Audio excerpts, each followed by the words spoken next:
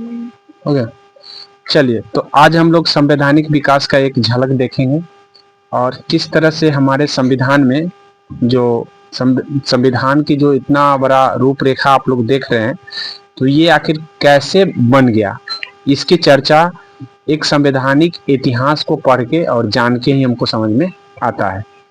तो हम आपको उसी इतिहास की ओर ले चल रहे हैं जो हमारा संविधान जहाँ से स्टार्टिंग किया है। तो उसमें सबसे पहले आपको संवैधानिक विकास को जानना जरूरी है और ये चैप्टर जल्दी किसी को याद नहीं होता है, तो एक कहानी वे में हम पढ़ेंगे जिससे हमारा याद हो जाए। ठीक है, तो हम आपको बता रहे हैं कि संवैधानिक विकास में आपको दो पार्ट को जानना होता है। ठीक है, एक पार्ट आपका कंपनी का होगा और दूसरा पार्ट आपका क्राउन का, मतलब इसके दो भाग हैं और दो भाग में आपको जानना है। इस कंपनी के शासन में भी आपको ये देखना होगा कि कंपनी में भी आपको देखना, दो भाग बना दिए जाए तो ज्यादा बेटर रहेगा। ठीक है, कंपनी में भी बना दिए जाए दो भाग तो ज्यादा बेटर रहेगा। एक भाग आपका एक्ट होगा, ठीक है, एक होगा एक्ट का और दूसरा होगा चार्टर एक्ट का। ठीक है, एक्ट और चार्टर एक्ट इसलिए हम बनाए हैं कि ताकि आपको ये दोनों पार्ट जो है ना तोड़ तोड़ के लिखेंगे तो आपको याद हो जाएगा, इसलिए एक्ट और चार्टर एक्ट में। तो मैं आपको बता दे रहा हूँ एक्ट में जो है, एक्ट में कौन कौन से चीजों को आप रखेंगे। सबसे पहला जो एक्ट आया है वो रेगुलेटिंग एक्ट 1773 का आया है। 1773 का एक्ट जो है ना रेगुलेटिंग एक्ट है। ठीक है, रेगुलेटिंग एक्ट, इसे हम रेगुलेटिंग एक्ट कह रहे हैं। और उसके बाद 1773 के बाद आता है आपका 1700 जो इसको सुधार के लिए कौन सा एक्ट आया, सेटलमेंट एक्ट आया, तो 1781 में आया, 1781। उसके बाद 1784, ठीक है, 1784 और लास्ट जो है 1786, लास्ट जो आपका है 1786। तो एक्ट के रूप में आपको इतना ध्यान रखना है कि रेगुलेटिंग एक्ट जो आया 1773 में, उसके बाद 1781 में आपका एक्ट ही आए हैं, और पिट्स इंडिया एक्ट 1784 को कह रहे हैं, पिट्स इंडिया एक्ट, और 1786 भी एक्ट ही हैं जो कॉर्नवालिस के नेतृत्व में आए थे। उसके बाद चार्टर एक्ट की बात करें तो चार्टर एक्ट प्रत्येक 20 वर्षों पर बनाए गए थे, जिसमें 1793 में पहला चार्टर एक्ट आया, 1793 में। ठीक है, इसको चार्टर एक्ट कहेंगे। और उसी तरीके 1793 के 20 साल बाद आ जाएगा 1813। 1813 में चार्टर एक्ट, तो आपको याद रखने में यहाँ से सहूलियत होगी कि प्रत्येक 20 साल पर हम चार्टर एक्ट लिखेंगे, चार्टर एक्ट। ठीक है, उसी तरीके से हम 1813 के बाद 1833 बोलेंगे, यहाँ पर चार्टर एक्ट आया। ठीक है, फिर उसके बाद 1833 के बाद 20 साल बाद कौन सा आएगा, 1853। 1853 ये भी आपका आ गया, चार्टर एक्ट ही होगा। ठीक है, फिर उसके बाद जो एक्ट आया वो 1853 के बाद 20 साल बाद नहीं आया, इसके बाद चार्टर एक्ट यहां से खत्म हो गया। तो हमने इसीलिए इसको दो भागों में डिवाइड किया। तो बिना किसी कागज कलम, बिना मतलब को उठाए आप एक्ट को जान सकते हैं और याद रख सकते हैं। क्या हमने कोई कॉपी उठाया? नहीं उठाया। हमें कैसे याद हुआ? तो आपको भी ऐसे ही सोचना है कि सर एक्ट को और चार्टर एक्ट को अगर हम दो भाग में रख करके याद करें तो हम याद कर लेंगे। और दूसरी बात है कि इन चीजों के बारे में भी जानकारी आपको हो जाएगी जब ये चीज आपको मालूम है। जैसे किसी का आप नाम जानते हैं तो उसकी व्यक्तित्व भी आपको पता होगा। तो जब तक एक्ट को मालूम नहीं रखिएगा तब तक उनकी व्यक्तित्व मतलब उनके बारे में कैसे जानेंगे। तो पहला फर्स्ट ऑफ ऑल हमारा यही कर्तव्य बनता है कि ये चीज हमें इस सीरीज में याद होनी चाहिए। अगर ये चीज याद है तो हम संवैधानिक विकास को आसानी से और बारीकी से समझ सकते हैं। बात समझे? तो आशा करते हैं कि आपने इस बातों को समझ लिया है। अब हम सबसे पहले इसके आगे लिखने से पहले मैं इतना को समझाने का प्रयास करूंगा शॉर्ट वे में। बात उस दिन की है जब हमारे यहाँ कंपनियां लोग आ गए थे, और कंपनी लोग जो आए थे तो अपने अपने गवर्नर को मतलब रख दिए थे। तो जिसमें शुरुआती में जो था इंग्लैंड के कंपनी आए थे, वो हमारे यहाँ गवर्नर के रूप में व्यक्ति को भेजा था। और अगर गवर्नर के रूप में भेजा, लेकिन जैसे ही गवर्नर के रूप में काम करने लगे तो कंपनियां बढ़ने लगी, कंपनियां लूटपाट ज्यादा करने लगी। तो ऐसे में क्राउन को लगा कि हमको इसको थोड़ा सा नियंत्रण करना चाहिए ताकि हमें टैक्स मिले, हमें भी इसका फायदा मिले।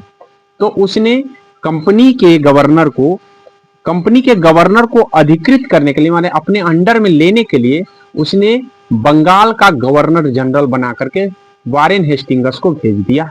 अर्थात वारेन हेस्टिंग्स जो है ना, वो बंगाल के गवर्नर जनरल, पहले गवर्नर जनरल के रूप में, उस समय बंगाल के वो गवर्नर हुआ करता था, लेकिन बंगाल के गवर्नर को बंगाल का गवर्नर जनरल के रूप में रेगुलेटिंग एक्ट के तहत बना दिया गया। ये जनरल शब्द देने का क्या व्यू रहा होगा? तो ये व्यू इसलिए रहा कि भाई किसी भी तरीके से गवर्नर जनरल का नाम बड़ा करके सारे गवर्नर पर कंट्रोल किया जाए, लेकिन एकाएक कंट्रोल तो हो नहीं सकता। तो रेगुलेटिंग एक्ट के तहत जो है क्या क्या प्रावधान हुए, इसमें जो है ना प्रावधान हुए कि भाई जो लड़ाई हो जाता था, गवर्नर के जो काउंसिल होते थे, तो गवर्नर में बहुत सारे लोग होते थे, उसमें जो है दोनों लड़ जाते थे अपने अपने शक्ति के लेकर के। तो इसके लेकर के न्यायिक शक्ति अलग कर दिया गया, जिसमें सुप्रीम कोर्ट की स्थापना 73 के एक्ट के तहत हुआ था, मतलब सर्वोच्च न्यायालय की स्थापना। बात करें हम 1773 के एक्ट के, रेगुलेटिंग एक्ट, ठीक है, इसका नाम है रेगुलेटिंग एक्ट, ठीक है। तो रेगुलेटिंग एक्ट के तहत ही सर्वोच्च न्यायालय की, ठीक है, एससी की स्थापना, सुप्रीम कोर्ट जिसको कह रहे हैं, की स्थापना हुई थी। और ये इसलिए हुआ था कि ताकि न्यायिक कार्य में अलग लोग काम करें और कार्यकारी कार्य में अलग करें। लेकिन क्या था कि एक तरफ जीजी का काउंसिल था और एक तरफ सुप्रीम कोर्ट था, दोनों के पास जो आए तो ये तय नहीं हुआ कि कौन कितना फैसला सुनाएगा। ऐसे परिस्थिति में फैसला में दोनों में टकराहट होने लगी और टकराहट के चलते फिर से एक्ट लाना पड़ा कंपनी को, मजबूरी हुआ कि भाई किसी तरीके से इस एक्ट में सुधार थोड़ा सा किया जाए। तो वही 1781 है, आप देख रहे हैं एक्ट 1781 का एक्ट, यही जो है ना सेटलमेंट एक्ट के नाम से जाना जाता है। काहे सेटलमेंट? क्या कि सेट करने के लिए आया। तो आपको ध्यान रखना है। अच्छा, रेगुलेटिंग एक्ट में जो कमी रह गई, खराबी रह गई, उसको सेट करने के लिए सेटलमेंट एक्ट आया, वो 1781 में। तो सब सेटलमेंट एक्ट क्या था, समझ में आ गया? अब ये सेटलमेंट एक्ट जो है ना, सुधार किए गए, इसमें क्या कर दिए गए कि इनके पावर को घटा दिया गया और इनके पावर को बढ़ा दिया। मतलब यहाँ दो बॉडी थे, एक बॉडी जीजी का काउंसिल था, एक बॉडी सुप्रीम कोर्ट था। इनके पावर को घटा दिया गया और इनके पावर को बढ़ा दिया, क्योंकि यहाँ पे क्राउन का आदमी, मतलब ब्रिटेन जो ब्रिटिश लोग थे उनका आदमी था। तो जहां इनका आदमी था उनके पावर को बढ़ाया, और जहां इनका आदमी यहाँ भी था लेकिन इनके पावर को घटा दिया गया, क्योंकि सारे काम इन्हीं को देखना पड़ता। ये तो सिर्फ न्यायिक देख रहे थे, इनके पावर को बढ़ा दिया। ऐसे में जो है ये ध्यान रखना है कि पावर तो बढ़ा दिए गए, लेकिन पावर बढ़ाने से भी गवर्नर लोग बात नहीं माने, गवर्नर जनरल के बात नहीं माने। तो अब गवर्नर जनरल के बात कैसे माना जाएगा? तो उसके लेकर के फिर से एक एक्ट लाया गया 1784 में। मतलब किसी तरीके से नियंत्रण स्थापित करना चाह रही थी क्राउन के लोग, जिससे कि उसका नियंत्रण हो जाए। तो यहाँ पे पिट्स इंडिया एक्ट लाया गया। ये 1784 को हम पिट्स इंडिया एक्ट कहते हैं, ठीक है। पिट्स इंडिया, PIA जिसको कहे होंगे हम, पिट्स इंडिया एक्ट जो है ना लाया गया। और पिट्स इंडिया एक्ट के तहत जो है काउंसिल में बदलाव किए गए। यहाँ जो काउंसिल था, इसके काउंसिल में बदलाव, मतलब जीजी के काउंसिल में बदलाव किए गए। मतलब होता क्या था कि ये गवर्नरों की सभा थी। अब गवर्नर की सभा थी जिसमें ये 4 सदस्यीय हुआ करता था। तो 4 सदस्यीय हुआ करता था, तो ऐसे में क्या होता था, वोटिंग जब होता था तो 3 को एक तरफ हो जाता था और 1 अकेला रह जाता था गवर्नर जनरल। तो गवर्नर जनरल की बात नहीं मानता था लोग कि भाई हम लोग 3 आदमी का बात नहीं चलेगा, तो 1 गवर्नर जनरल का बात नहीं चलेगा। तो इसने दिमाग लगा लिया। क्या दिमाग लगाया? जो ब्रिटिश लोग थे वो दिमाग लगा लिए। क्या दिमाग लगाए? वे सोचे कि क्यों ना हम ऐसा नियम एक्ट लाए जिसके चलते गवर्नर जनरल के पावर को बढ़ाया जाए। तो उसने इस काउंसिल में 4 सदस्यीय वाले काउंसिल को 3 सदस्यीय वाला बना दिया। क्या कर दिया? 3 सदस्यीय बना दिए गए। अब जब 3 सदस्यीय बना दिए गए तो क्या हुआ कि जब 3 सदस्यीय हुए तो इसमें जो है एक गवर्नर जनरल हो गए और 2 गवर्नर होंगे। ठीक है, ऐसा बात बोला गया। तो गवर्नर जनरल में भी जो गवर्नर जनरल होंगे वो कमांडर इन चीफ बनेंगे, ऐसा बोला गया। बात समझे? यानी एक गवर्नर जनरल होगा और governor general commander in chief बनेगा। तो ऐसे में 2 वोट जो है ना इनका अकेला हो जाएगा और 2 वोट अकेला होगा तो ये जीत जाएंगे। ये सारी चीजें हैं जो कंपनी करने का प्रयास किया। तो पिट्स इंडिया एक्ट क्या था? ये भी एक प्रकार का जीजी के काउंसिल में हेर फेर करने का। तो ये पूछा, आपको ध्यान रखना है कि पिट्स इंडिया एक्ट के तहत क्या किए गए? तो जीजी के काउंसिल में हेर फेर किए गए, मतलब बदलाव किए गए। इससे ज्यादा नहीं पूछा जाएगा। ठीक है, उसके बाद 1784 जो आता है तो 1786 आते हैं, उसके बाद 1786। ठीक है, 1786 लाने की जरूरत क्यों हुई? हमें सबसे पहले इनकी पृष्ठभूमि अगर जान लेंगे तो हमें याद रहेगा कि 1786 क्यों हुआ, लाने की जरूरत। तो यहाँ क्या हुआ कि ये जो है 3 काउंसिल वाले जो सदस्य थे तो इसमें ये 2 जब लोग अलग अलग हो जाते थे, जैसे एक गवर्नर जनरल हो गया और गवर्नर जनरल के बाद एक कमांडर इन चीफ भी हो गए, तो 2 ही वोट इधर पड़ता था। ठीक है, और 2 वोट इधर बराबरी का हो जाता था। तो बराबरी के होने के बाद भी गवर्नर जनरल के बाद नहीं माने जाते थे। तो 1786 में लॉर्ड कॉर्नवालिस से मिला गया और लॉर्ड कॉर्नवालिस ये बोला गया कि देखिए हम कमांडर इन चीफ भी रहेंगे, हम गवर्नर जनरल भी रहेंगे और विशेष परिस्थिति में हम अगर गवर्नर कहेगा तो हम गवर्नर के बात भी नहीं मानेंगे। ऐसी बात 1786 के एक्ट में लिख दी गई और लिखने के बाद जो है कॉर्नवालिस के तहत जो है ये एक्ट को लाया गया। तो इस तरह से ये ध्यान रखना है कि भाई 1786 के एक्ट की जरूरत क्या क्यों पड़ी, क्योंकि इसने भी इसी तरीके का काम किया कि किसी भी तरीके से गवर्नर जनरल के पावर को बढ़ाया जाए। तो गवर्नर जनरल का पावर जो है बढ़ गया। ठीक है, गवर्नर जनरल के पावर क्या कर दिया गया? बढ़ा दिया गया। और गवर्नर जनरल का जब पावर बढ़ गया तो इस तरह से आगे आपको बता दे रहे हैं कि चार्टर एक्ट आना शुरू हुआ। गवर्नर जनरल जब पावर बढ़ गया तो कंपनी गया बौखलाए। माने कंपनी जो है किसी भी तरीके से कंपनी को लगा कि ये तो मेरे साथ अन्याय है, सारा कराया मेरा है और जब सारा किया हुआ मेरा है तो ऐसे परिस्थिति में हमें भी कुछ तो कुछ मिलना चाहिए। तो कंपनी थोड़ा गुस्सा हो गया। तो कंपनी को खुश करने के लिए सरकार ने क्या करी? सरकार ने की कि उसने 1793 में चार्टर एक्ट लेके आ गई। ये 20 सालों के लिए लाया गया चार्टर एक्ट। इसके तहत जो है ना एकाधिकार दे दिया गया कंपनी को। तो पूछा जा सकता है कि एकाधिकार किसके तहत दिए गए हैं? 1793, मतलब 20 सालों तक कंपनी जो है ना को मोनोपोली ला दिया गया कि भाई कंपनी ही पूरे शासन में भाग लेगी। आगे समझ में? तो इस तरह से 20 सालों तक के लिए ऐसा कर दिया गया। अब इसी बीच में जब 20 साल के लिए लाए गए तो 1793 से स्टार्टिंग हो गया इनका मोनोपोली। बीच में आ गया यूरोप में नेपोलियन के नेतृत्व में यूरोप में राष्ट्रवादी आंदोलन। ठीक है, तो ऐसे में जब राष्ट्रवादी आंदोलन आए तो क्या हुआ कि वहां के जो व्यापारी थे यूरोप के उनको दिक्कत होने लगा। और जब ये दिक्कत हुई तो उसके बाद जो है वहां के जो लोग थे, मतलब व्यापारी लोग, उनको जो है दिक्कत हुई तो उन्होंने आवाज उठाई ब्रिटेन के सांसद में, कहा कि भाई हमें भी कुछ राइट दिया जाए, क्योंकि एक ही कंपनी को आपने राइट दे रखा है, मोनोपोली दे रखा है, जिससे हम लोगों को दिक्कत हो रही है। आवाज उठी, दबाव हुआ। तो दबाव हुआ, क्राउन पर जब दबाव आया तो उसने क्या किया कि उसने फिर से 1813 में चार्टर एक्ट लेके आया। 1813 में चार्टर एक्ट लेके आया।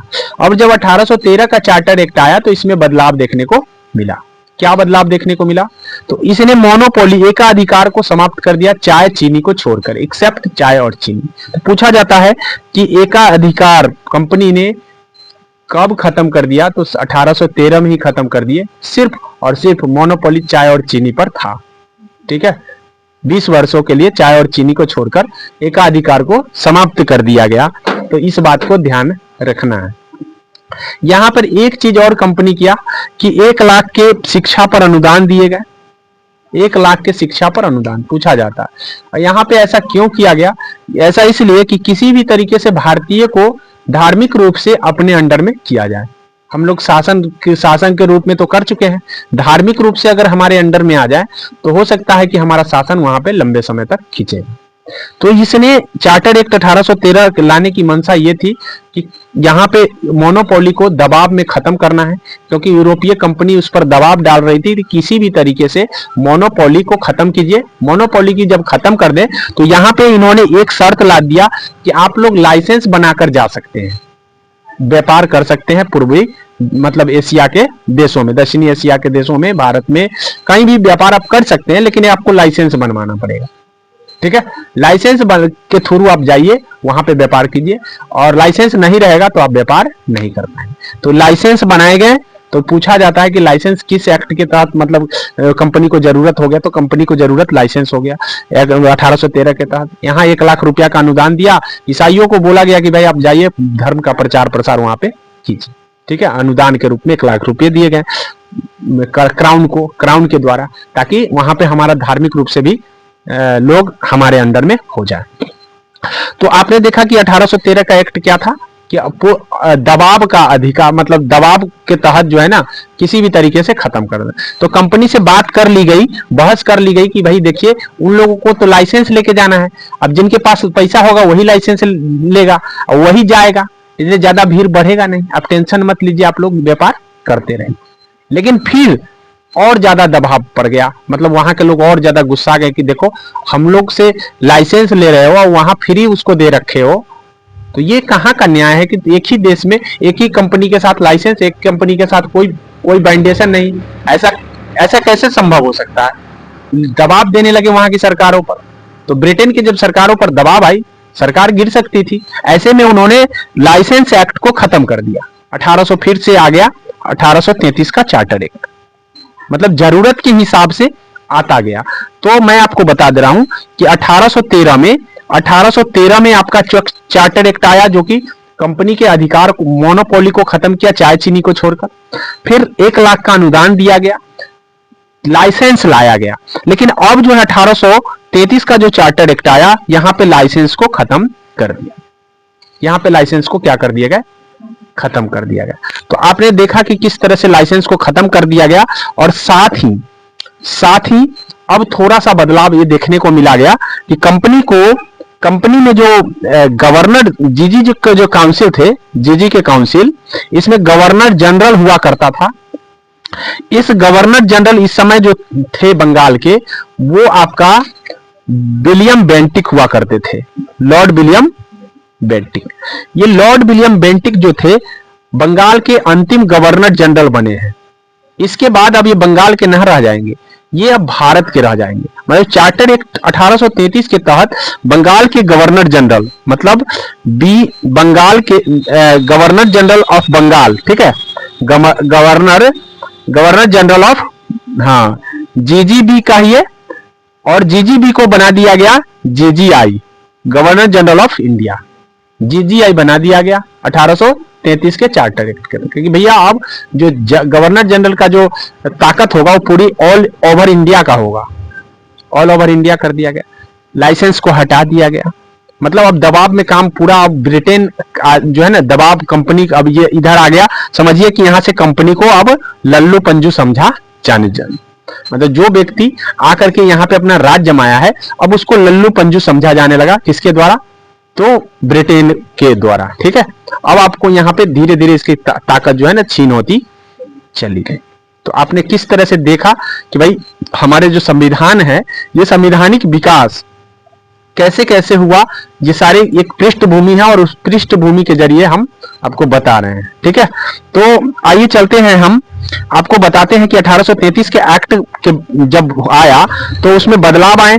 जीजी के काउंसिल में मतलब गवर्नर जनरल ऑफ गवर्नर जो जनरल के जो काउंसिल थे, परिषद थे, इन परिषद में क्या हुआ कि एक पूरे भारत का कार्यभार जब आया तो काम तो बढ़ गया, और जब काम बढ़ गया पूरे इंडिया का जब काम आया तो काम बढ़ा तो एक सदस्य को जोड़ दिया गया जिसको हम विधि सदस्य कहते हैं। ठीक है, तो विधि सदस्य का कॉन्सेप्ट जो है ना 1833 के चार्टर एक्ट के तहत ही आए हैं। हम कभी कभी इसको याद करने चलते हैं, पढ़ने चलते हैं तो हमको याद नहीं हो पाता है, इसलिए इन चीजों को हमको बेसिक, अगर हम बेसिक वे में पढ़ाई करें तो 100% है कि कोई भी चीज टफ होता नहीं, बशर्ते कि हम उसको इस तरह से देखें। तो 1833 का एक्ट आपको विधि सदस्य को मतलब अवधारणा को लाया गया, लेकिन विधि सदस्य रख लिए गए एक, और वो क्या करेंगे, विधिक रूप से सहायता करने के लिए रखे गए थे। आगे चल करके 1834 में लॉर्ड मैकाले की अध्यक्षता में एक आयोग भी गठित हो गया। पूछा जाता है कि प्रथम विधि आयोग के अध्यक्ष कौन बने थे, लॉर्ड मैकाले। ठीक है, तो इस तरह से आपने देखा कि लॉर्ड मैकाले के अध्यक्षता में आयोग बना दिए गए। ठीक है, और 1800 अब आता है 1853 का चार्टर एक्ट। तो आपने बदलाव देखा, गवर्नर जनरल ऑफ इंडिया बनाए गए। उसके बाद है कि मोनोपोली को पूर्णतः समाप्त कर दिए गए। ठीक है, मोनोपोली को पूर्णतः समाप्त करने का मतलब है कि 1833 के चार्टर एक्ट के तहत जो है ना मोनोपोली मतलब जो चाय चीनी पर था उसको भी खत्म कर दिया गया। तो आपसे अगर पूछा जाए कि पूर्ण रूप से मोनोपोली मतलब एकाधिकार को कब खत्म कर दिया गया, तो पूर्ण रूप से आपका 1833 आंसर होगा, लेकिन सीधे कहेगा खत्म कब हुआ तो 1813 ही होगा। इस बात को ध्यान रखेंगे। ठीक है, हाँ पूर्ण रूप से कहेगा तो 1833 राइट आंसर होंगे। यहाँ पे कंफ्यूजन का विषय है, कई बार मैं भी कंफ्यूज कर चुका हूं इसमें, इसलिए ध्यान रखेंगे कि इन चीजों को एग्जाम में कंफ्यूज नहीं करना है। सवाल के नेचर कैसे हैं इस पर ध्यान रखना जरूर है, दोनों आंसर में से कोई भी हो सकता है उस समय। ठीक है, अब हम आपको बता दे रहे हैं कि 1833 का देखे अपने बदलाव कि 3 बदलाव मेन हुआ है। एक तो विधि सदस्य की कंसेप्ट आई, दूसरा आया कि जीजीआई बन गया, और ये विलियम बेंटिक उस समय हुआ करते थे जो प्रथम गवर्नर जनरल। इसलिए पूछा जाता है कि भारत का प्रथम गवर्नर जनरल कौन बना, तो लॉर्ड विलियम बेंटिक ही बना है। वो पहले बंगाल का हुआ करता था, बंगाल से सीधा भारत में उसको ट्रांसफर कर दिया। ठीक है, अब आता है 1853 का चार्टर एक्ट। 1853 का चार्टर एक्ट एक नया मोड़ लाता है, और नए मोड़ क्या है कि इस समय जो जीजी का काउंसिल है, जो जीजी के काउंसिल को आप देख रहे हैं, इनके 2 भाग बना दिए जाते हैं। जीजी जो काउंसिल है इनके 2 भाग बन गए, एक तो जीजी के काउंसिल ही रहेंगे और एक आपका कार्यकारी परिषद बनाया गया, कार्यकारी परिषद। ठीक है, अब इस परिषद में कुछ सदस्य जोड़े गए जिसमें 6 सदस्य शामिल हुए। क्यों ऐसा लाया गया, क्योंकि जैसे ही इंडिया का लेवल पर जब गवर्नर आ गए तो उनको नौकरशाही की जरूरत हुई। अब नौकरशाही की जब जरूरत हुई तो उनको नौकरशाही कहां से मिलेगा, तो कौन मतलब कहां पर काम करेगा, तो यही कार्यकारी परिषद में काम करेंगे। अब ये नौकरशाही कौन होंगे, तो यहीं पे बोला गया कि कंपटीशन के आधार पर लाए जाएंगे, मतलब कंपटीशन कराया जाएगा, जो कंपीट करेंगे उन्हीं को लाया जाएगा, ये चीज बोला गया। तो कंपटीशन की अवधारणा यहीं से शुरू होती है, मतलब सिविल सेवा की शुरुआत यहीं से होती है। सिविल सेवा में कंपटीशन की शुरुआत, मतलब ये एक्ट बोला नहीं है, ये कॉन्सेप्ट लाया है। इसलिए 1853 का जो चार्टर एक्ट है, 1853 का जो चार्टर एक्ट है, ये कॉन्सेप्ट लाया है कि भाई सिविल सेवा की शुरुआत होगी। ठीक है, लेकिन किस आधार पर, कंपटीशन के आधार पर। ठीक है, तो आपको ये ध्यान रखना है कि यहाँ पे यही चीज बदलाव हुआ है। कंपनी को बोला कि भाई अब आपको कुछ नहीं करना है, अब जो करेगा मतलब कंपनी के समझिए कि यहाँ से खत्म, कहानी खत्म है। ठीक है, 1833 तक ही वो जो कर पाए वो कर पाए। अब यहाँ से कार्यकारी परिषद बनेंगे, इस कार्यकारी परिषद में कंपनी का आदमी होगा, ये चीज बोला गया। भाई नौकरशाही जो होंगे वो आप ही का आदमी होगा, सब कुछ काम जो है किया जाएगा। अब देखिए, अब उसके बाद क्या होता है, 1853 का जो चार्टर एक्ट आया, तो 1853 के चार्टर एक्ट के तहत ये सारे बदलाव किए गए। तब अब आता है 1858। 1858 की जो एक्ट आया, ये आपका भारत परिषद अधिनियम है, ये ना कि चार्टर एक्ट है। चार्टर एक्ट अब नहीं आएगा क्योंकि अब 20 साल से पहले ही आ गया, इसको लाने की जरूरत क्यों हुई? ये भारत परिषद अधिनियम है। क्या है? भारत परिषद अधिनियम। अब भारत परिषद अधिनियम क्या है मैं आपको बता रहा हूं। जैसे ही शुरुआत हुआ था, जैसे ही शुरुआत कंपनी ने रेगुलेटिंग एक्ट लाया था, उस समय एक संस्था बनाया था, court of director. Court of director का काम था सारा मतलब व्यापार उपार का देख रेख करना, ये सारे चीज काम कोर्ट ऑफ डायरेक्टर के काम था।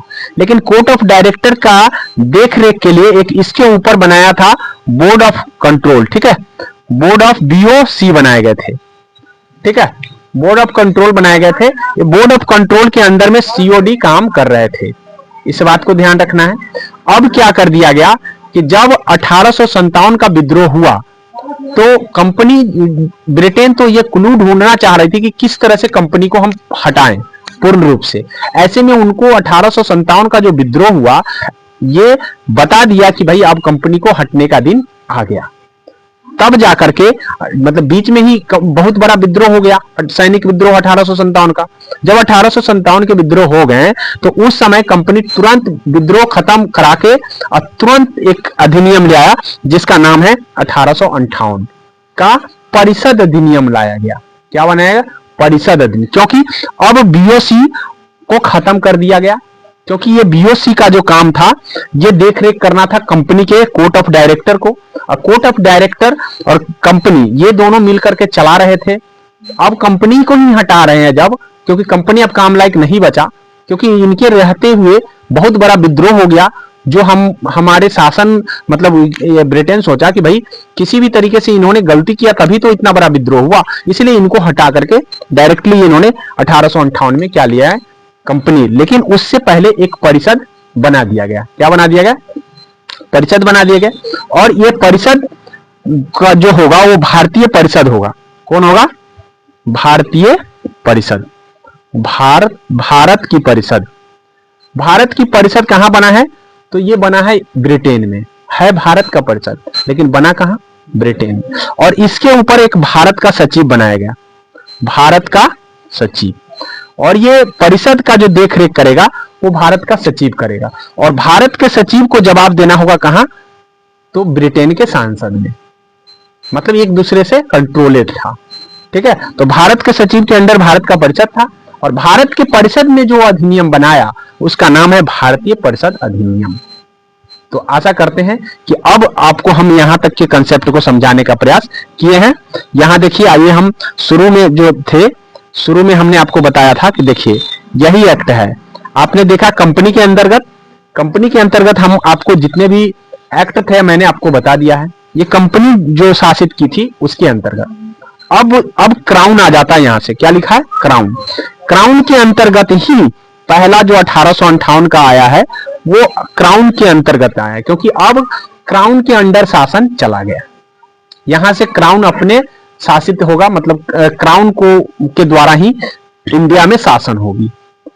तो देखने का एक प्रकार का रिजल्ट कह सकते हैं कि 1857 का ये रिजल्ट है कि जिसने 1858 के भारत परिषद अधिनियम को लाया। और इसके तहत जो गवर्नर जनरल थे, गवर्नर जनरल को नाम चेंज कर दिया गया। कहा कि भैया अब कंपनी का शासन नहीं है, इसलिए गवर्नर जनरल भी नहीं रहेगा। अब नहीं रहेगा तो इसका नाम क्या रहेगा? वायसराय हो गया, वायसराय। तो इस समय वायसराय जो गवर्नर जनरल थे वो लॉर्ड कैनिंग हुआ करते थे, और लॉर्ड कैनिंग के समय में ही विद्रोह हुआ था।